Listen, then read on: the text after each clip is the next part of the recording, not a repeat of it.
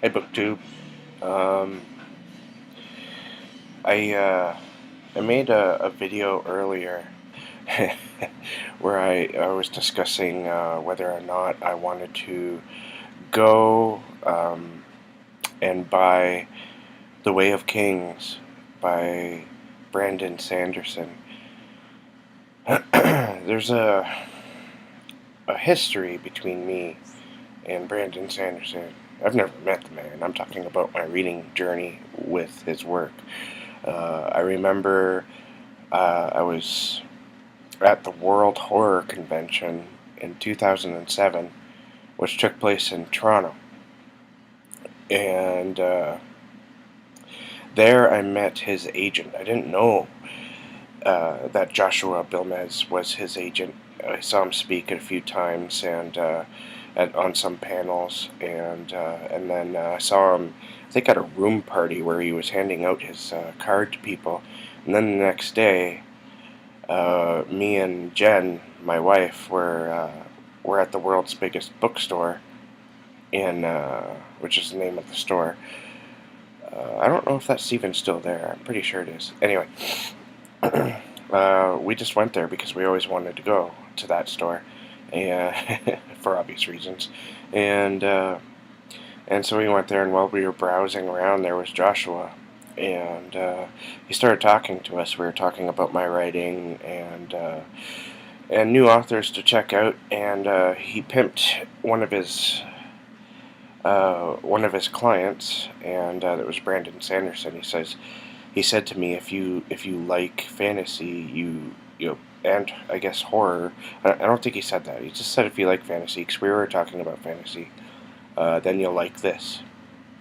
And so it was Brandon Sanderson's first novel, Elantris. So I bought it and I read it, and he was right. I loved it. Um, I So I continued reading them, but then I stopped. I stopped around the time I stopped reading large books.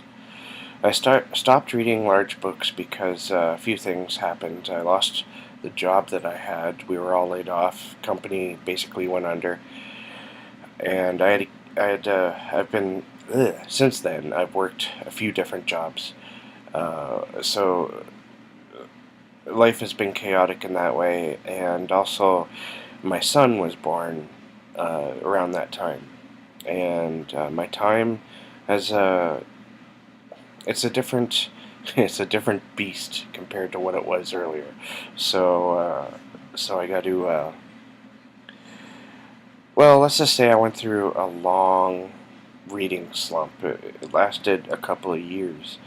I read during this time period, but where I was reading 60 to 80 books a year, I went way down to, like, I think one year it was 15 books, and another year is, well, I think the average was probably about 20 books a year in the last 5 years. It's slowly going back up, and the other night at work I had this terrible craving for a Brandon Sanderson type fantasy. I don't know where it came from or why. And I gotta be careful with these cravings because I'll dive into it and then lose interest, especially these days with all the changes that have happened in my life over the past 5 years or so. I have trouble focusing sometimes on just one thing. And I remember I used to be able to just inhale these long books. And I really want to get back into that. I love being immersed, completely lost in this world. And Brandon Sanderson is really good at creating worlds. His thing is world building. And because he creates such interesting worlds, uh, such complex worlds, and follows the rules. He, all this stuff existed before Brandon Sanderson, but I think Brandon brought it up a notch or two. He made it more of an actual thing, something that before Brandon Sanderson, people would create worlds, fantasy worlds, science fiction worlds, whatever, and each world would have its own rules that had to be obeyed. Same thing in horror. If you have a monster, you can't have it be like a completely invincible monster. It has to have rules and things that it must follow. Same with superheroes. A superhero cannot be completely uh, invincible, or there's no real interest. You need conflict. But I think Brandon Sanderson, that, or at least that, along with creating these crazy worlds. George R. R. Martin did this too. He created, the Song of Ice and Fire series, and that world is very weird because you'll have winters in that world that can last for decades, and then summers that'll last for maybe 1 decade. Uh, it's almost the way it feels here sometimes. Here's 1:30 in the morning coffee. I've been switched back to night shift. Anyway, so yeah, Brandon Sanderson is one of my favorite fantasy authors. I just haven't read him in a very long time. The last books of his that I read were the Mistborn trilogy, and those books were awesome. I miss losing myself in that kind of world. So I had decided, and I'm still going to follow it. I just found a little kink in my plan. I went to the bookstore, and I was all set on buying the physical copy of the book, and I didn't. I don't know why, but I did get the audiobook, and while I was at the store, I found something completely different. Something that's much more based on reality.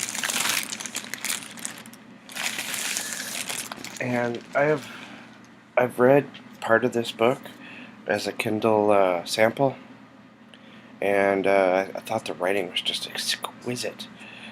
I can't get over, and I can't wait to read it too. I'm going to read it at some point.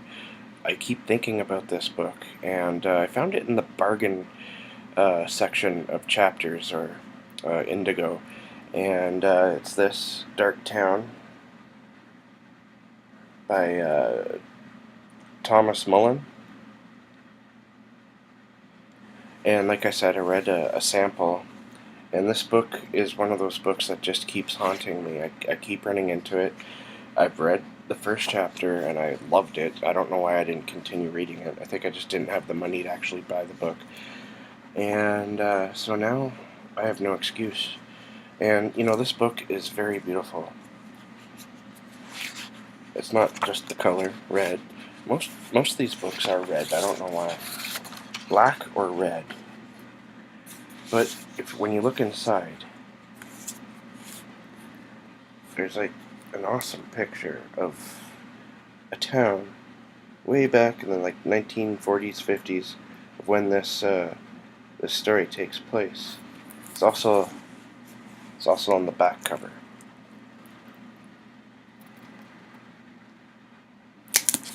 That's fucking awesome. Did you hear that crackle? I love that crackle when you open up a new hardcover book. Crack. It's like breaking in the spine. Alright, so I wanted to mention that too. I'll probably read it at some point and maybe review it. So my plan is to read Brandon Sanderson, Brandon's The Way of Kings, and listen to it at the same time. So I used my credit to get The Way of Kings, which is a fantastic deal because the book itself is like $60. And I am completely in awe of the length that the paperbacks are in. The Way of Kings is, I think it's like 1,200, 1,300 pages. And the second book and the third book are like 1,700 pages. Ugh, that's a lot of work, but hopefully it'll be worth it. All right, thanks for listening to my Brandon Sanderson ramblings, and wish me luck on actually getting through the tome, the brick, the doorstop, and I'll keep you updated.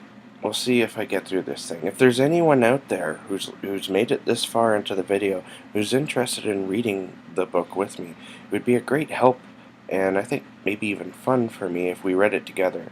It would help me or push me to keep reading it, and so let me know if you're interested in that, and just comment below.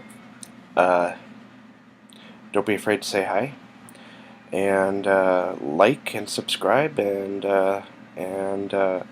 keep being creative. Have fun.